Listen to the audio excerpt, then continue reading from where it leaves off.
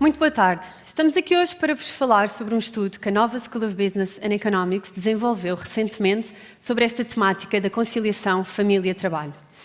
Antes de passarmos às conclusões, eu gostaria de vos falar primeiro sobre factos, para que todos possamos nos identificar com eles e com esta temática. Deixem-me pedir para começarmos por reconhecer algo que eu acho, na minha opinião, é óbvio.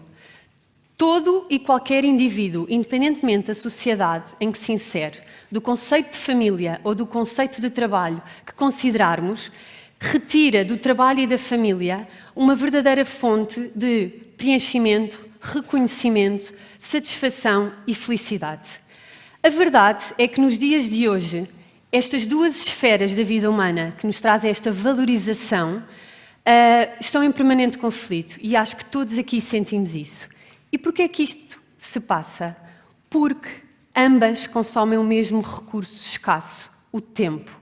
Portanto, é muito fácil para nós percepcionarmos que quando investimos tempo no trabalho, estamos necessariamente a investir menos na família e isso vai trazer consequências negativas e vice-versa. Mas a verdade é que esta visão dualista é limitativa e o Miguel a seguir vai passar a explicar-vos o conceito que nós na Nova chamamos, e que é a investigação do Miguel, de paradoxos e que nos dá uma visão muito mais alargada, porque este fenómeno é efetivamente complexo e não depende só de cada um de nós. Depende de vários intervenientes na sociedade, das empresas, das associações, de todas as estruturas que devem existir para que cada um de nós possa gerir melhor família e trabalho. Mas continuando a falar sobre factos. Tempo. Portugal é dos países da União Europeia que tem a mais longa jornada de trabalho. Trabalhamos mais de 40 horas por semana. E a verdade é que os ditos países de referência nas boas práticas de conciliação família e trabalho trabalham entre 35 a 37. Então, se trabalhamos muitas horas, durante a semana não temos a capacidade de gerir a nossa vida familiar. E podemos estar a falar de um filho, podemos estar a falar do apoio a um familiar. Se não conseguimos geri-lo, temos que delegar para terceiros. E isso torna-nos, focando apenas na questão de filhos, pais de fins de semana. O que significa que não estamos a viver a nossa família na sua plenitude. Mas também não estamos no trabalho, porque estamos preocupados como é que terceiros estão a prestar cuidados aos nossos filhos. E muitas vezes esquecemos que quando eu não estou bem no meu trabalho, eu não vou fazer bem o meu trabalho. E a verdade é que, cada vez mais, os índices de stress e de burnout em países da União Europeia são crescentes. Vamos isolar casos mediáticos em que se verificaram suicídios no local de trabalho. A verdade é que todos nós sentimos esta dificuldade hoje no dia-a-dia de gerir a nossa família, o nosso trabalho, porque a tecnologia quebrou todas as fronteiras que delimitavam o espaço de trabalho e o espaço da família. Por último, e é o último facto que vos vou referir, não temos as condições no local de trabalho para ter incentivos para gerir bem o nosso trabalho e a nossa família. O que é que eu quero dizer com isto? Quantos de vós aqui olham para o vosso líder, para o vosso chefe, e sentem que ele é o primeiro a dar o exemplo? É a primeira pessoa a sair do local de trabalho para prestar apoio à sua família. Quantos de vós já sentiram alguma discriminação, algum tipo de discriminação, quando decidem que é importante dar apoio à vossa mulher na sua progressão de carreira ou aos vossos filhos em período escolar? A verdade é que muitas vezes os nossos colegas são os primeiros a não nos apoiar e o nosso líder a não dar o exemplo. O que nós percebemos é que Portugal é dos países onde menos se fala sobre esta realidade, sobre os obstáculos, sobre os desafios que existem. E nós acreditamos que com este think tank estamos a caminhar no sentido de abrir o diálogo a todos os stakeholders, a todos os intervenientes que podem contribuir para soluções.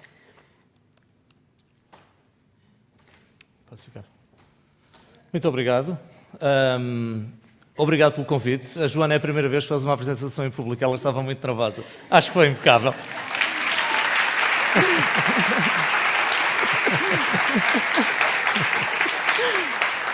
Acho que a Joana descobriu aqui hoje uma nova carreira, não é? Ainda vamos perder para fazer outra coisa. Eu vou falar um pouco de alguns problemas e daquilo que nós acreditamos que pode ser parte da solução. Os problemas são mais ou menos bem identificados. Em primeiro lugar, temos questões de igualdade de género. Portanto, há uma série de estereótipos que tornam complicada a maneira como este problema é gerido. Talvez a faceta mais óbvia dos problemas deste tipo tenha a ver com a desigualdade salarial, mas obviamente há outras. Temos questões que talvez nem sempre sejam tão debatidas como deviam, nomeadamente em termos do envelhecimento. Este problema não é um problema particular ou desta ou daquela família, é um problema que se coloca à sociedade. Um dos obstáculos a uma maior natalidade, julgo, tem a ver com as questões do trabalho.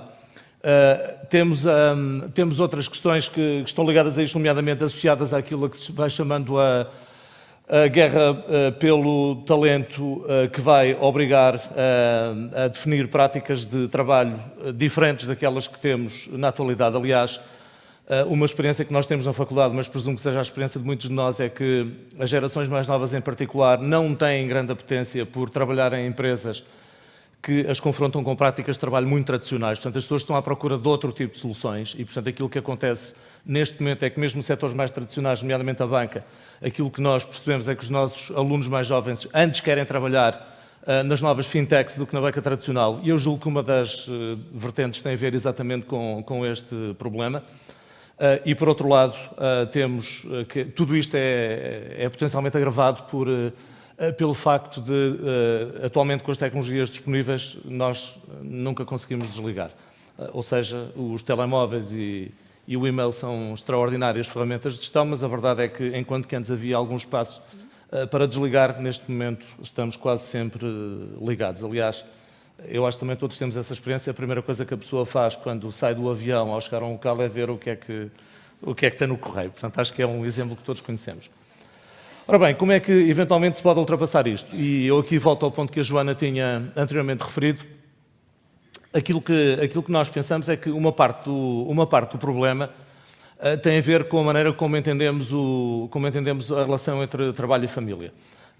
E eu julgo que, tradicionalmente, entendemos esta relação como uma relação dualista. Agora, explicando qual é a diferença entre um dualismo e uma dualidade. Aqui, perdoem-me um bocado o lado mais abstrato. Num dualismo, uma coisa é o contrário da outra, e elas não se misturam. Portanto, basicamente a ideia é essa. O que significa que trabalho é trabalho, família é família. Ou, como por vezes se dizia, trabalho é trabalho, conhaque é conhaque. Todos conhecemos a expressão, não é?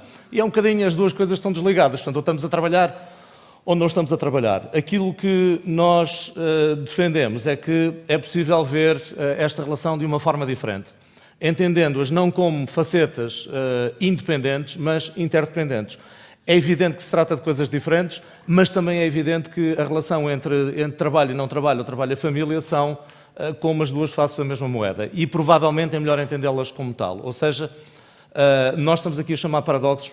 A noção de paradoxo por vezes remete para algo que é absurdo ou que não faz sentido, mas a nossa formulação aqui é diferente. Portanto, um paradoxo é, tal como ilustrado pelo símbolo do Yin Yang, é algo que põe em relação duas forças que são contrárias ou que são distintas e que têm algum elemento de trade-off, mas ao mesmo tempo definem-se mutuamente e persistem ao longo do tempo. Portanto, não é possível resolver um paradoxo neste sentido. Não é possível resolver, por exemplo, de uma vez por todas, a relação entre trabalho e família, porque as tensões existirão sempre. Mas, e é isso que eu julgo que torna a noção de paradoxo interessante, a tensão não pode ser resolvida, mas pode ser navegada de uma forma que permita tirar partido desta tensão entre as duas vertentes. No caso do trabalho-família, porque, tal como a Joana dizia, tanto o trabalho como a família são fundamentais para a identidade pessoal de cada um de nós. Portanto, nós somos realizados numa faceta e na outra. E, portanto, aqui a noção de paradoxo tem sobretudo a ver com isso. Como é que podemos alimentar uma força usando a outra? Nesse sentido, quais são alguns dos obstáculos que surgem do estudo que fizemos? Tal como a Joana dizia, um problema que temos em Portugal é que trabalhamos demais para ter uma produtividade inferior à média europeia, o que significa que provavelmente a situação merece alguma reflexão. De onde é que isto vem? em parte, a confusão entre presentismo e produtividade. Portanto, a ideia de que se eu estou no local de trabalho, estou a trabalhar. Enfim, todos sabemos que isto não é necessariamente verdade, e isto é menos verdade ainda na atualidade com os meios que temos. Se é verdade que numa fábrica tradicional antiga eu consigo ver se a pessoa está a trabalhar, se está a mexer e a fazer coisas, se entrarmos nas nossas organizações, aquilo que vemos são pessoas sentadas atrás de um computador e eu não consigo saber se a pessoa está de facto a trabalhar ou não. Por outro lado, aquilo que também transparece do estudo e de muita outra investigação é que há uma grande contradição entre os valores apregoados e os factos reais, ou seja, é muito fácil defender a ideia de que queremos encontrar equilíbrio, mas depois a realidade muitas vezes desmente isso. Eu digo uma coisa, mas depois, na verdade, tal como a Joana dizia, o exemplo é diferente. Julgo que, em muitos casos, o problema que temos é que a gestão é tradicionalista, portanto, continuamos a ter práticas de gestão muito tradicionais que assumem que eu só consigo ter boa gestão se controlar as pessoas, e aquilo que estamos a ver, nomeadamente, e voltando ao caso das empresas, das pessoas mais jovens, as pessoas querem ou têm a expectativa de que o modelo tradicional de comando e controle seja substituído por novas práticas de trabalho, mais baseadas, por exemplo, na confiança e mais baseadas na ideia de que eu posso estar em casa a trabalhar, mas estou a trabalhar e, portanto, trabalhar em casa não significa que não esteja a trabalhar. Por outro lado, há casos onde a questão até vai mais longe e há, eu diria, puro desrespeito por aquilo que devia ser o mais básico. Eu costumo dizer aqui, eu próprio passei por esta experiência, portanto, eu sou pai de trigémeos, e quando a minha mulher engravidou, portanto, a empresa não descansou enquanto não arranjou uma forma legal de resolver o problema, não é? É evidente que, enfim, quando falamos disto, não estamos no grau zero de equilíbrio, estamos abaixo disso. Quais é que são as oportunidades? Eu vou, se calhar, dar espaço agora aqui à Joana para começar e depois eu acabo esta parte. Pode ser, Joana? Sim. Para concluir, porque temos muito pouco tempo e a verdade é que podíamos estar aqui a tarde toda a falar sobre isto, dizer-vos que o que o estudo conclui é que não há soluções universais. Ou seja, depende de cada sociedade, de cada país, de cada empresa, dos colaboradores na sua empresa encontrarem as soluções através de um diálogo aberto e construtivo sobre como podem criar condições para melhor gerir estas duas esferas da vida de uma pessoa. E a verdade, eu lembro-me sempre deste exemplo quando estávamos a fazer as entrevistas às empresas. Uma das empresas que entrevistámos e que informalmente tinha imensas ações e iniciativas para promover esta conciliação, o que o líder nos dizia era: como é que eu posso ser um bom líder se eu não sou um líder na minha própria família? E eu sei que eu posso trazer da experiência da minha família, no meu seio familiar, aprendizagens para gerir a empresa e os meus colaboradores. E eu acho que isto é muito importante, termos esta noção de que há sinergias, há benefícios de um lado para o outro e não existe uma barreira em que eu estou no trabalho, faço o meu trabalho e saio dali e sou outra pessoa na minha vida pessoal. Por outro lado, e um aspecto muito importante para quem for empresário e estiver nesta audiência, uma conclusão muito interessante num paper que nós identificámos. Qual é a empresa que considera a família como um stakeholder? Analisamos tantos stakeholders, temos em atenção ter uma atividade para vários stakeholders e não temos a família, que é um elemento central na vida de qualquer um de nós. Em relação às infraestruturas positivas, Miguel, queres acrescentar alguma coisa?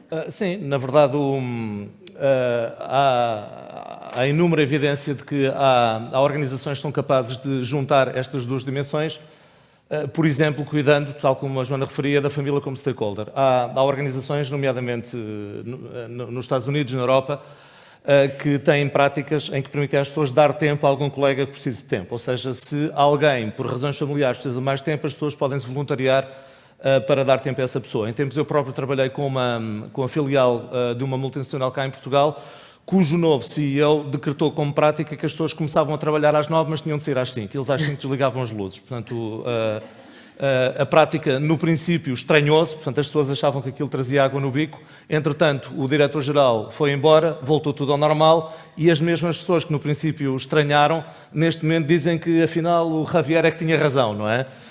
A pena é que só tenham percebido, talvez um bocadinho tarde demais, não é?